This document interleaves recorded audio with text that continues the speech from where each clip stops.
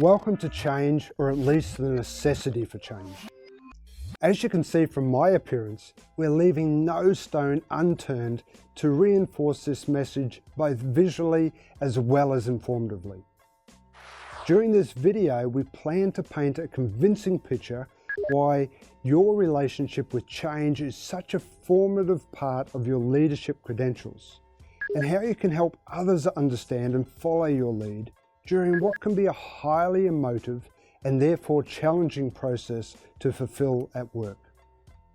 As always, we've already aligned your chances for success in advance through our earlier topics which we introduced, so this exercise is just a further extension of those learnings. In fact, whilst you may not even realize it, we're all living a life of constant daily change. The only differences with change at work and change in your private life is that you may not always be in control of the decision for making the change at work. And therefore we become concerned by the uncertainty and the potential impact. So let's take a closer look at this concept as we launch into this topic. What age are you now? In my case, I'm nearing 60. Yeah, 60. And as I cast my mind back to the earliest times that I can recall, maybe around 3 or 4 years of age, I can see that things were quite different then compared to just 5 years later when I started playing competitive sport. During that 5-year period, of course, there was consistent change as I developed and learnt exponentially. Then, in the next 10 years, moving from primary to high school, freedom at last, yeah? For those first 15 years or so, these were the most formative and influential on my thoughts, my values, and offering experiences which created my beliefs and eventually shaped my behaviours. Ah, the memories. But of course it didn't stop there. Change continued during the next 10 years, experiencing girls, cars, the beach, sport, and introducing this thing called a job. And then projecting a further 10 years forward, the feeling of responsibility really starts to kick in with the addition of family on top of work pressures. Whatever your age, images and memories, I'm sure that you can see that until today, your life has been in a constant state of flux. Some of it planned and intentional, some forced or unexpected.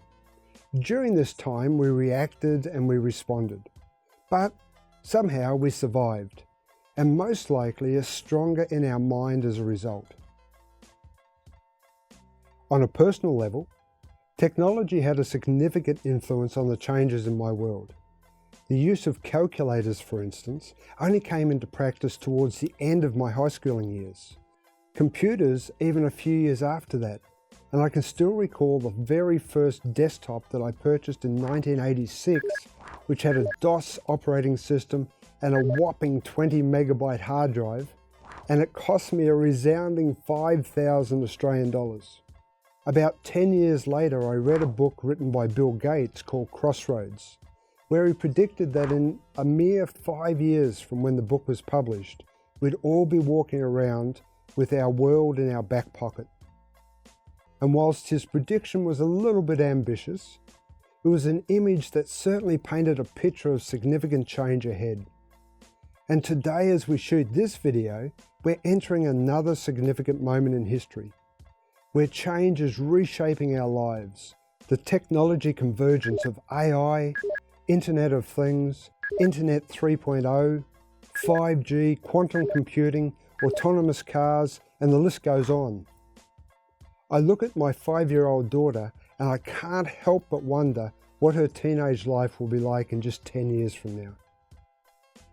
So as we shift that image of constant change occurring everywhere in our personal lives across into our workplace, we also need to ask, why does this become such an emotional process? We know that all business, profit or non-profit, exists to provide a product and or a service to the customer which addresses their pain. These pains, or needs as we call them, change, and therefore the company's solution, our company's solution, also needs to change, right?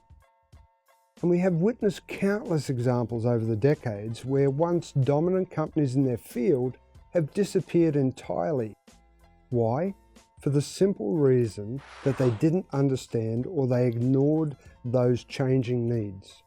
So the message being that a company which fails to keep pace with the changes happening all around it will soon be replaced by a company that does. And naturally, there's a range of considerations for all companies during any change process. What's the impact to employees, to the customer, to the systems and the processes that we have in place, and importantly to the company culture? We'll be exploring a number of these elements as we dive deeper in this video.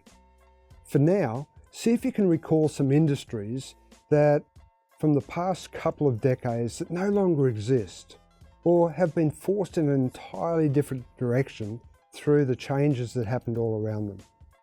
And by contrast, who are the current day titans? You know, the ones that are really dominating the landscape. Past companies such as Kodak, compared to the Amazons, the Microsofts, Apples, Googles, whom are presently shaping much of our current and future lives. History, of course, will tell the story, whether all of those will survive 20 years from now.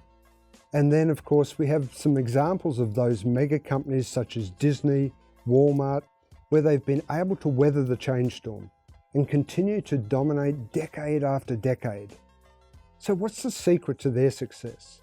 I'm sure you'll agree that it's really a fascinating topic. And where to start, therefore, to unravel some of the reasons? We've decided to introduce first the neurological aspect, as we've touched on this already with the motivational discussion. It's a fundamental of what drives our emotions and the subsequent behaviours. We can explain this simplest by showing either the 5-stage Kubler-Ross change curve, which depicts the morale and the competence, or by using a more vivid example through the Claes-Jensen change house model.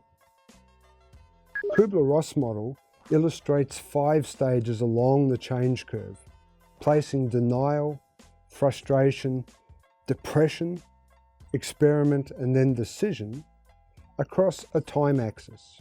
In this illustration, we've tried to overlay that curve onto the house to give you some resemblance of how this might work.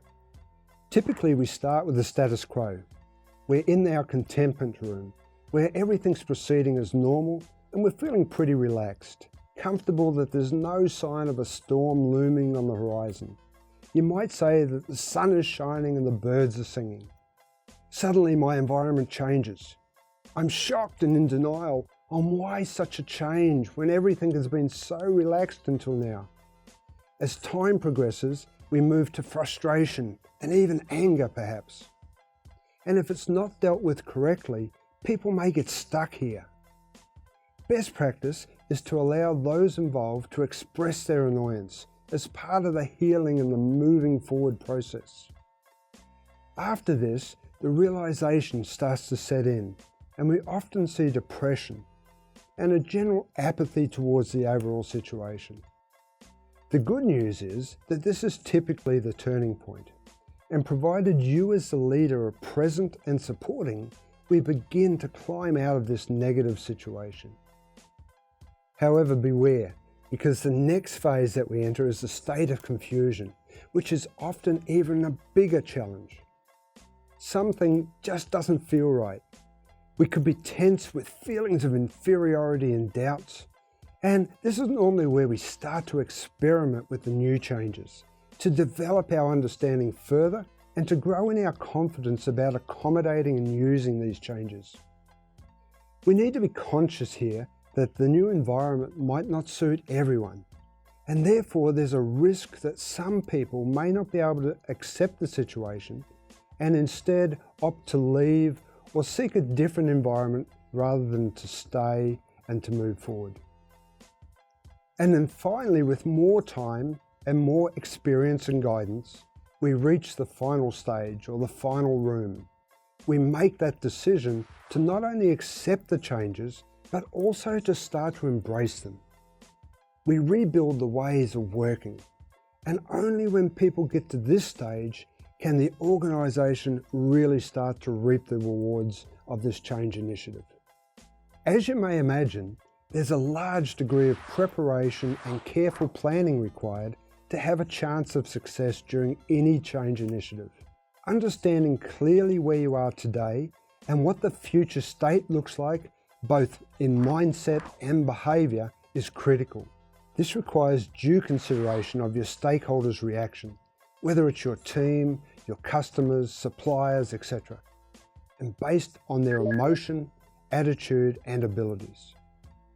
And then finally, being able to think through the entire implementation process, communicating throughout, demonstrating your own personal belief in the changes by leading from the front, and ensuring that the necessary supporting systems, tools, or processes are available and working, of course, to the need for additional stakeholder development, coaching, or guidance to enable this implementation. You can see illustrated on the screen the 4 broad steps mentioned in this entire change process.